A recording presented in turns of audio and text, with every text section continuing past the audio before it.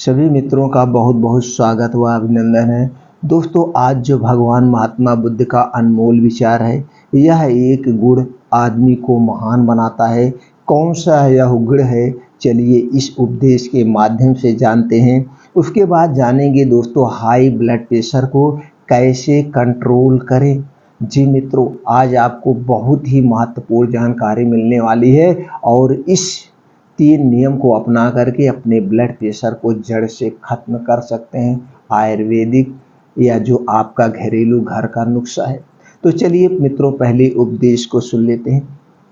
एक दिन की बात है, बुद्ध के पास उनका एक शिष्य आया और बौखलाए स्वर में बोला, जमींदार राम सिंह ने मेरा अपमान किया है, आप अभी चलें, उसे सबक सिखाना होगा। बुद्ध बोले, प्रियवर, सच्चे बौद्ध का अपमान करने की शक्ति किसी में नहीं होती है। तुम इस बात को भुला दो। जब प्रसंग भुला दोगे तो अपमान कहाँ बचा? मित्रों, अपमान कहाँ बचा? भगवान बुद्ध ने उस शिष्य से कहे। शिष्य ने कहा, उसने आपके प्रति भी अपशब्दों का प्रयोग किया था। गुरुवर, उसने आपके प्रति भी अपशब्दों का प्रयोग किया था। आप अभी चलिए तो सही रहेगा। आप चलिए तो सही और उसे सबक सिखाइए। आपको देखते ही वह शर्मिंदा हो जाएगा और क्षमा मांग लेगा। इससे मैं संतुष्ट हो जाऊंगा। बुद्ध कुछ विचार कर बोले, अच्छा, यदि ऐसी बात है तो मैं अवश्य ही राम जी के पास चलकर उसे समझाने का प्रयास करूंगा। शिष्य ने आतुर होकर कहा, चलिए, नहीं तो रात हो जाएगी। जल्दी से चलिए भगवान, जल्दी से चलिए। बुद्ध ने कहा, रात आएगी तो क्या, रात के पश्चात दिन भी तो आएगा। यदि तुम वहां चलना आवश्यक ही समझते हो तो मुझे कल याद दिलाना, कल हम सुबह चलेंगे। दूसरे दिन बात आ गई। दूसरे दिन बात आई गई हो गई। बात आई गई हो गई। मित्रों ध्यान से सुनिए, दूसरे दिन बात आई गई हो गई। शिष्य अपने काम में लग गया और बुद्ध ने अपनी साधना में लीन हो गए। दोपहर होने पर बुद्ध ने शिष्य से पूछा, आज राम जी के पास चलना है? शिष्य ने कहा, नहीं, मैंने जब घटना पर फिर से विचार किया तो मुझे इस बात का आभास हुआ कि भूल मेरी ही थी। अब राम जी के पास चलने की कोई जरूरत नहीं है। बुद्ध ने मुस्कुराकर कहा, अगर हम तुरंत प्रतिक्रिया देने से बचे तो हमारे भीतर की कटुता समाप्त हो जाती है। मित्रों ध्यान से सुनिएगा, बुद्ध ने मुस्कुराकर कहा, अगर हम तुरंत प्रतिक्रिया देने से बचे तो हमारे भीतर की कटुता समाप्त हो जाती है। शिष्य बुद्ध का आशय समझ गया, उनके प्रति नतमस्तक हो गया। मित्रों, इस छोटे से उपदेश में बहुत बड़ा रहस्य छुपा हुआ है।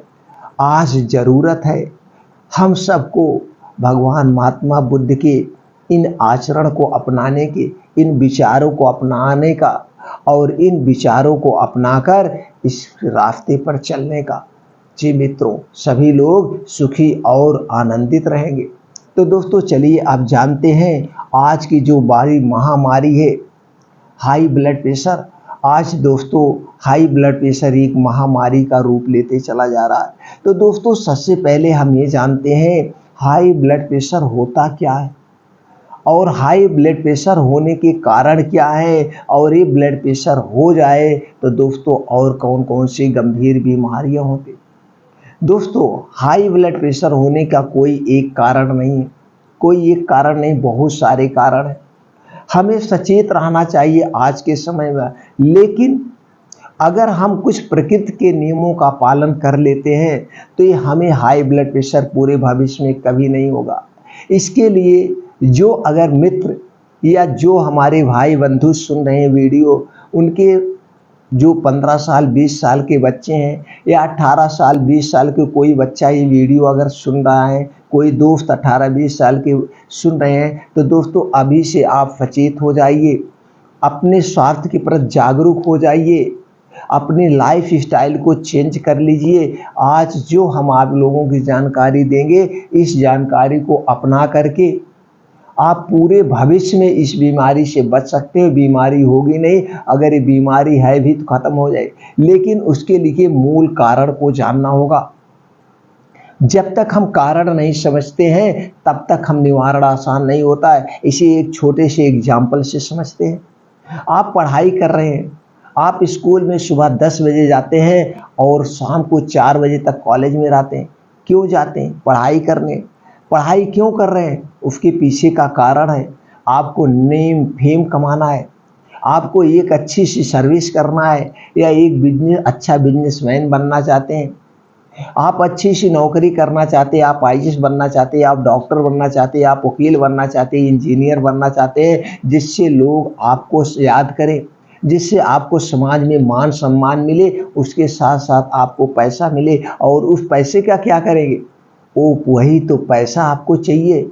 उस पैसे से आपकी ज़रूरतों का सामान आएगा, आप अपने बच्चों की पढ़ाई आगे करेंगे, आप अपने सपने को पूरा करेंगे, घर बंगला गाड़ी लेंगे, ये सारे कारण है। और कारण के लिए आप पढ़ाई कर रहे हैं, आप 10 साल 20 साल पढ़ाई करते हैं, कंपटीशन की तैयारी करते हैं, फिर एग्ज़ाम को क्वालिफाई करके सर्विस करते हैं, वहाँ पे भी समय देते हैं।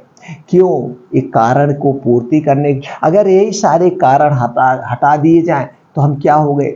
भगवान महात्मा बुद्ध की तरह सन्यासी हो गए। हमें किसी चीज़ की ज़रूरत ही नहीं है तो हमें काम करने की क्या ज़रूरत है? तो दोस्तों कारण होता है। इसी तरह से अगर हमारा ब्लड प्रेशर बढ़ा है तो ब्लड प्रेशर बढ़ने का कारण है, उसी कारण को हमें हटाना होगा। अब इस कारण हटाने के लिए हमें इसके मूल सिद्धांत को जानना होगा। दोस्तों ये हमारा शरीर है, किससे बना है?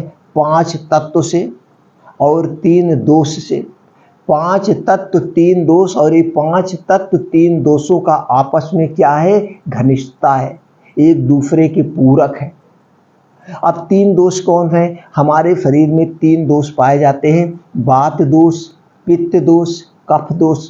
अगर आपका वात दोष गड़बड़ हो गया तो आपके शरीर में 80 तरह की बीमारियां होती, 80% बीमारियां होती। और पित्त दोष अगर गड़बड़ हो गया तो आपके शरीर में 15% बीमारियां होती हैं। और अगर आपका कफ दोष गड़बड़ हो गया तो आपके शरीर में 5% बीमारियां होती। और ये तीनों दोष आपके 5 तत्वों से मैच करते हैं, 5 तत्वों से मिले हुए हैं एक। तो दोस्तों आपको ये 5 तत्व और ये 3 दोष को, अगर 3 दोष को आपने बैलेंस कर लिया तो आपको कभी भी कोई बीमारी नहीं होगी।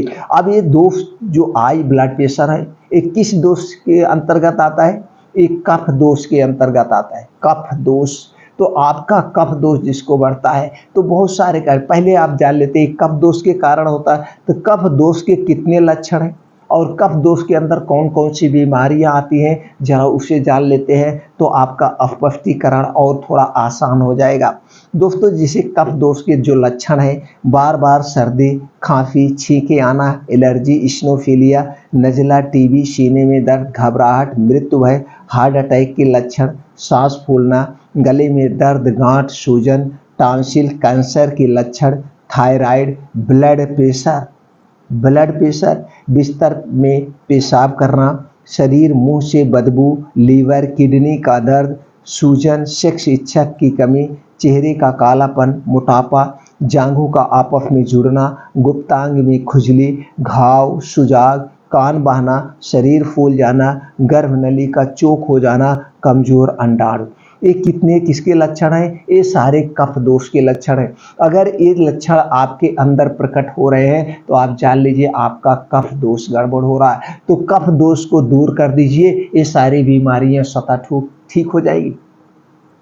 और आदमी अपने इस कारण को ढूंढता नहीं, किस कारण से हो रहा है? बस आदमी दवा पे दवा खाते रह जाए। आप दोस्तों दवा पे दवा ऐसे ज़िंदगी भर खाते रह जाएँगे, इसका कोई अस्थायी इलाज नहीं है। आप डॉक्टर के पास आते रहेंगे, डॉक्टर आपको दवा देगा, ठीक है 15 दिन बाद आइए, 10 दिन बाद आइए, 10 दिन, 15 दिन, 10 दिन, 15 दिन आपको दौड़ाते रहेंगे और आप कारण को पूछेंगे नहीं, वो कारण बताएँगे नहीं, भैया दवा खा लो ठीक हो जाएगा, बस सिर्फ़ नमक का परहेज़ कर लेना। नहीं मित्रों, नमक का परहेज़ नहीं, आप कफ दोष। अब आपको यहाँ पे ये भी जानने की ज़रूरत है कि कफ दोष कब होता है। ये मित्रों कफ दोष होता है शाम के खाने से। ये कफ दोष होता है शाम के खाने से। आपको क्या खा रहे हैं उस पे डिपेंड करता है। तो दोस्तों उसके पहले हम थोड़ा सा लक्षण पे जान लेते हैं, तब फिर हम कफ दोष पे थोड़ा सा चर्चा करते हैं। क्योंकि जब आप कफ दोष के कारण को आप जान जाएंगे और उस कारण को हटा देंगे तो आपकी बीमारी स्वतः ठीक हो जाएगी। तो दोस्तों जब भी आपको लगे चक्कर आ रहा है तो आप तुरंत ही ब्लड प्रेशर चेक करवा लीजिए। ये छोटे मोटे सब बहुत डॉक्टर गांव में पाए जाते हैं, 10 से 5 रुपए लेंगे। हम तो ये कहेंगे महीने में 2 महीने में एक बार ब्लड प्रेशर जरूर चेक कराना चाहिए। शुरुआती लक्षण आपको पता चल जाएंगे और जब लक्षण आपको पता चल जाएंगे तुरंत अपने आप को सक्रिय कर लेना। ये चीज़ें और यही हार्ट अटैक जब बढ़ते बढ़ते हार्ट अटैक ब्लड प्रेशर ज़्यादा बढ़ जाएगा तो दोस्तों हार्ट अटैक के चांसेज हो जाते हैं, पैरालिसिस के चांसेज हो जाते हैं और तरह तरह की गंभीर बीमारियां हो जाती है। इसलिए हमेशा आपको अलर्ट रहना होगा। तो दोस्तों आज हम कुछ आपको उपाय बताएंगे, इस उपाय को अगर आपने शामिल कर लिया तो आपको कभी नहीं होगा। तो दोस्तों कफ दोष किस कारण से होता है? कफ दोष क्या खाने से होता है? पहले तो आप कफ दोष को ही खत्म कर दो, अपने शरीर से कफ दोष को ही होने ही ना दो, तो बीमारियां स्वतः ठीक हो जाएगी। तो हमें क्या करना चाहिए? पेड़ को हमें गिराना है तो पेड़ की जड़ को हमें काटना चाहिए। जब हम पेड़ की जड़ को काट देंगे तो दोस्तों अपने आप पेड़ गिर जाएगा। तो दोस्तों क्या क्या खाने से कफ दोष होता है वो चीज़ें आप पहले हटा दीजिए। चलिए उस पे जानते हैं। तो आप इतना जान गए रात के खाने से कफ दोष होता है, तो क्या क्या चीज़ें आपको नहीं खाना है? कोई भी ठंडी वस्तु, आयुर्वेद यही कहता है कि कोई भी ठंडी वस्तु सूर्य डूबने के बाद नहीं लेना है। सूर्य डूबने के बाद कोई भी ठंडी वस्तु नहीं लेना है। जैसे आइसक्रीम हो गया, दही हो गया, मट्ठा हो गया, ठंडा पेय पदार्थ, चाहे ठंडा पानी हुआ, चाहे कोल्ड ड्रिंक्स हुआ, कोई भी ये चीज़ें आपको दिन बैठने के बाद आपको नहीं लेना है किसी भी कीमत। अगर ये सारी चीज़ें लेते हैं तो दोस्तों आपका कफ दोष बढ़ेगा और जब तक कफ दोष बढ़ता रहेगा आपका ब्लड प्रेशर ठीक नहीं होगा। तो आपको कोई भी ठंडी वस्तु नहीं लेना है। और कफ दोष को अगर मेंटेन करना है, पित्त दोष को मेंटेन करना है, वात दोष को मेंटेन करना है, तो दोस्तों आपको हमेशा अपने शरीर के टेम्परेचर के हिसाब से पानी पीना होगा। आपके शरीर का टेम्परेचर कितना रहता है? 37 डिग्री सेल्सियस, 37 डिग्री सेल्सियस। आपका शरीर इतना हमेशा गर्म रहता है। तो आपको इस शरीर के हिसाब से आपको पानी पीना है। कहने का मतलब आपको हमेशा गुनगुना पानी पीना। आप जब गुनगुना पानी पिएंगे और रात के समय कोल्ड ड्रिंक्स वगैरह नहीं लेंगे तो दोस्तों आपका कफ दोष ठीक हो जाएगा धीरे धीरे। और रात के खाने में आपको जो भी खाना बन रहा है, सब्जी बन रहा है, उस सब्जी में मेथी दाना जरूर होना चाहिए। मेथी दाना कफनाशक है। मेथी दाना कफनाशक है और ये कफ को ख़त्म करता है। तो इसलिए प्रयास करिए आपके खाने में मेथी दाना होना चाहिए और आपको मेथी दाना अपने डाइट में हमेशा शामिल रखिए। मेथी दाना लीजिए, मेथी के जो साबुत आती है उसकी पत्ती का साग खाइए और साग सुबह तो कहने आप जो भी ठंडा पानी। लेकिन आज का क्या समय है, लोग समझते नहीं। आज अगर पार्टी रात भी चल रही तो रात भी कोल्ड ड्रिंक्स पिएंगे, रात भी ठंडा पिएंगे। तो दोस्तों ये कफ दोष के कारण होता है। तो आप अपने कफ दोष को तुरंत ही ठीक कर लीजिए। कोई भी ठंडी वस्तु मत खाइए। अब आपको खाना क्या है उस पर डिपेंड कर दिए। आप नमक तुरंत छोड़ दीजिए। सफ़ेद नमक आपको नहीं खाना है। सफ़ेद नमक के स्थान पर आप सीधा नमक खाइए या तो ब्लैक नमक खाइए। और क्या नहीं कहना, चीनी से बनी हुई कोई भी वस्तु मत खाइए। ये सारी चीज़ें आपके डाइजेशन को गड़बड़ करती है और जब आपका डाइजेशन गड़बड़ होगा तो आपके तीनों दोष डिस्टर्ब हो जाते हैं। मैदा से बनी हुई कोई भी वस्तु मत खाइए। रिफाइन और डालडा से बना हुआ कोई भी चीज़ मत लीजिए। रिफाइन और डालडा से बनी हुई कोई भी चीज़ मत लीजिए। ठंडा पेय पदार्थ तो आपके लिए पॉइजन का काम करता है, कोई भी ठंडी वस्तु आज के बाद मत लीजिए। अगर इतना चीज़ें खाने से हटा दिए तो आपका ब्लड प्रेशर धीरे धीरे नॉर्मल हो जाएगा। और दोस्तों खाना क्या है, आपको ज़्यादा से ज़्यादा हरी साग सब्जियाँ खाइए, एक प्लेट लो सलाद खाइए, ड्राई फ्रूट्स खाइए, फ्रूट्स खाइए, नींबू खाइए, खट्टी चीज़ें, ये सारी चीज़ें जितनी भी कफनाशक चीज़ें हैं कफनाशक खाइए, आप वो खाइए दोस्तों। शहद खाइए, हनी खाइए, ये सारी चीज़ें अब आपको खाना है। अब ये सारी चीज़ें खाने के बाद कुछ प्रकृति के नियम अपनाना होगा। आपको टेंशन मुक्त रहना होगा, टेंशन मुक्त। एक चिंता सबसे बड़ा कारण चिंता भी है। आज आदमी के पास तमाम चिंताएं हैं। आदमी के पास 1 लाख रुपए है तो वह सोचता है मेरे पास कब 2 लाख रुपए और हो जाए, मेरे पास कब 20 लाख रुपए और हो जाए। वो पैसों के पीछे भाग रहा है। मैं अपनी 7 पुश्तों तक इतना पैसा कमा के रख दूं, हमारी आने वाली 7 पुश्तें ऐशो आराम करें। तो दोस्तों पैसे के पीछे मत भागिए, वर्तमान में जीजिए। ये ज़िंदगी बड़ी मुश्किल से मिलती है, मनुष्य की ज़िंदगी बहुत मुश्किल से मिलती है, इसका सदुपयोग करिए। चिंता मुक्त जीवन जिए। और दोस्तों खाने का समय निर्धारित करिए, सोने का समय निर्धारित करिए, जागने का समय निर्धारित करिए, प्रयास करिए। और रात का खाना आप नाम मात्र खाइए, एकदम हल्का खाना खाइए। 1 सब्जी रोटी या 2 सब्जी रोटी या साग रोटी, इससे ज़्यादा कुछ मत लीजिए। अगर आज की लाइफ स्टाइल की बात करें तो आप 8 बजे तक खाना खा ही लीजिए, लेटेस्ट 8 बजे तक, और इसके 2 घंटे के बाद ही सोना है। और कम से कम 1000 कदम डेली टहलिए, आपको कभी भी गैस एसिडिटी नहीं बनेगा, कभी भी। और जब गैस एसिडिटी बनता है तो आपको कफ भी ज़्यादा बनने लगता है। किसी के पेट में जब एसिडिटी बनता है, ये सारे तीनों का एक में कनेक्शन है, वात पित्त कफ का एक में कनेक्शन है। और इन तीनों सबका राजा कौन है?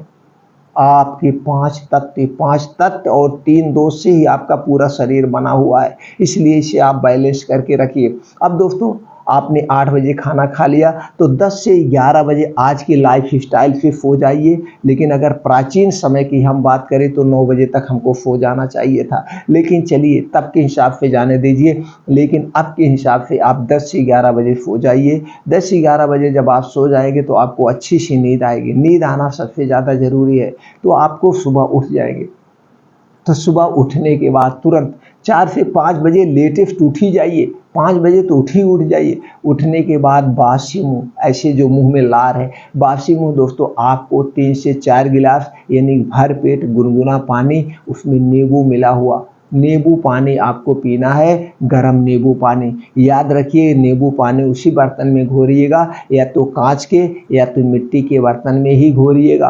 और आराम से बैठकर उसे सीप सीप करके पीना, आराम से पीना, कोई जल्दबाजी नहीं। अब नींबू पानी जब आप पिएंगे और बासी मुंह आप पानी पिएंगे तो आपके मुंह में लार है, ऊपर से नींबू दोनों जाएगा तो आपका लीवर डिटॉक्स हो जाएगा, पेट एकदम बढ़िया से साफ हो जाएगा। अब आपको 5 बजे से 7 बजे तक 2 घंटे आपको मॉर्निंग वॉक जरूर करना है। इसे कभी मिस मत करना। डेली रूटीन में आपका एक समय का खाना छूट जाए, लेकिन ये मिस नहीं होना चाहिए। ये 2 घंटे में 1 मिनट की कटौती मत करना। 5 बजे से 7 बजे 2 घंटे, आपको 2 घंटे मॉर्निंग वॉक करना, वो भी नंगे पाँव, पक्की रोड पर नहीं, जहाँ पे ज़मीन हो, जहाँ पे घास फूस हो, उस पे आसमान से ओस की बूंदें पड़ी होती है। वही ओस की बूंदें जब आपके पैर में लगेगी तो दोस्तों आपका डायरेक्ट पृथ्वी से संपर्क होगा, जमीन से संपर्क होगा। हम मिट्टी से ही तो बने हैं, और जब हमारा मिट्टी से संपर्क होगा तो धरती माता की ऊर्जा हमारे शरीर में प्रवेश करेगी, हमारा शरीर तरोताज़ा हो जाएगा। तो दोस्तों हमें क्या करना है, रोज़ सुबह नंगे पाँव कितनी दूर तक चलना है, 5 से 6 किलोमीटर। और इस 5 से 6 किलोमीटर को कितनी देर में कवर करना है, कम से कम 25 से 30 मिनट यानी आधे घंटे में इसे हमें कवर करना है। अब इसी में हम दौड़ भी लगा लेंगे, हम इसमें तेज चल भी लेंगे, हो सके तो कभी कभी उल्टे कदम भी चल लीजिएगा पीछे साइड में। अब जब आप दौड़ भी लगा लेंगे और तेज कदमों से चल भी लेंगे तो दोस्तों आपका हार्ट बहुत तेज पंप करेगा, और जितने तेज आपका हार्ट पंप करेगा उतने तेज आपके शरीर में ब्लड फ्लो होगा, आर्टिनरी में, नसों में उतने तेज खून का दौड़ा होगा, और जब खून का तेज दौड़ा होगा, नसों में कहीं ब्लॉकेज, कहीं खून कचड़े जमे हैं, वो पसीने के माध्यम से बाहर हो जाएंगे। हार्ट अटैक के चांसेस नहीं रहेंगे। Blood pressure, blood sugar, paralysis, सब कुछ आपका कंट्रोल रहेगा। इसलिए इसे मिस मत करना। याद रखना, आपका जो कदम होगा 1 सेकंड में 1 कदम, 1 मिनट में 60 कदम होने का चाहिए। इस हिसाब से आप घड़ी देख लीजिएगा। ये तो दोस्तों, ये करने के बाद अब वहीं पे बैठ के कुछ योगा कर लीजिएगा। 2 योगा जरूर करिएगा मित्रों, 2 योगा। पहला योगा अनुलोम विलोम, जिसे हम नाड़ी शोधन कहते हैं। जब आप 25 से 30 मिनट अनुलोम विलोम करेंगे तो आपके पूरे शरीर में कोने कोने तक दोस्तों ऑक्सीजन पहुंच जाएगी, और ऑक्सीजन जो है आपको कहीं पे कम नहीं होगा। फर्स्ट क्लास ब्लड सर्कुलेशन हो जाएगा, हार्ट अटैक फ्री हो जाएंगे। और उसके बाद एक योगा और करना है, कपाल भाति। कपाल भाति अगर आप 15 से 20 मिनट डेली कर रहे हैं तो दोस्तों कपाल भाति के बहुत सारे फायदे हैं। Heart attack, blood pressure, cancer जैसी बीमारी को ठीक कर देगा। 4 से 6 महीने में अगर डेली 15 से 20 मिनट नियमित डेली करना है, ये नहीं कि एक दिन करो 2 दिन ना करो। अनुलोम विलोम कपाल भाति कैसे करना है, यूट्यूब पे बहुत सारे वीडियो पड़े हैं, आप देख के मित्रों सीख सकते हैं। अब उसके बाद क्या करना, अगर ये 2 योगा कर लिए तो आपके पास अभी और समय है, उसी में सूर्य प्राणायाम करिए, आप शीर्षासन कर लीजिए, कुछ और आसन कर लीजिए। अब 2 घंटे आप सूर्य की धूप में बिता रहे हैं, 5 बजे गए, हो सकता है 7 बजे दिन निकला हो, ठंडी के सीजन में 7, साढ़े 7 बजे निकलता है, तो भी आधे घंटे की धूप आपके शरीर में लग गई। अब यही धूप में विटामिन डी और कैल्शियम प्रचुर मात्रा में पाया जाता है। विटामिन डी और कैल्शियम प्रचुर मात्रा में पाया जाता है, जिससे आपके शरीर की इम्यूनिटी स्ट्रांग हो जाती है। जब जिसकी इम्यूनिटी स्ट्रांग रहती है दोस्तों, उसे कोई भी वायरल फीवर, वायरस, कोई से संबंधित बीमारी नहीं होती है, और कभी भी आपको विटामिन डी, कैल्शियम का एक्स्ट्रा सप्लीमेंट्री नहीं लेना पड़ेगा। तो दोस्तों 2 घंटे अगर आप वहाँ पे डेली बिता रहे हैं तो आपका दोस्तों इम्यूनिटी सिस्टम बहुत स्ट्रांग हो जाएगा।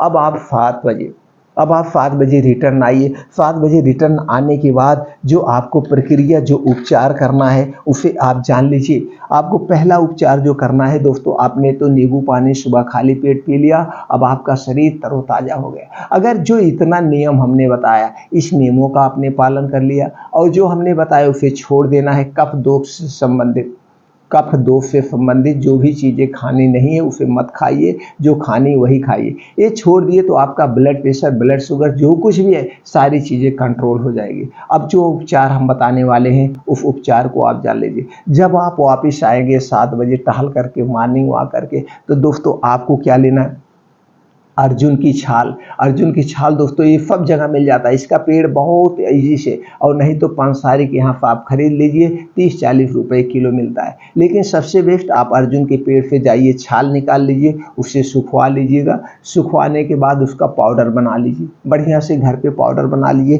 कितना लेना है पाउडर, 1 चम्मच, 1 चम्मच पाउडर लेना है। पानी कितना लेना है, 1 गिलास या 1 कप ले लीजिएगा। 1 कप पानी लेना है और 1 चम्मच उसमें पाउडर डाल देना है, और डाल के इसे इतना उबालना है जब पानी आधा हो जाए। जब पानी आधा हो, 1 कप पानी है, जब वो आधा कप बच जाए तो इसे चाय की तरह रोज़ सुबह इस काढ़े को पीना है। अगर ये आपको कड़वा लगे तो इसमें देसी गुड़ मिला लीजिए, देसी गुड़ मिला सकते हैं, ये और अच्छा काम हो जाएगा। तो देसी गुड़ इसकी कड़वाहट को दूर करने के लिए अब इसे रोज़ पीना है, रोज़ पीना है। कितना दिन तक, 3 महीने तक आप पी लीजिए।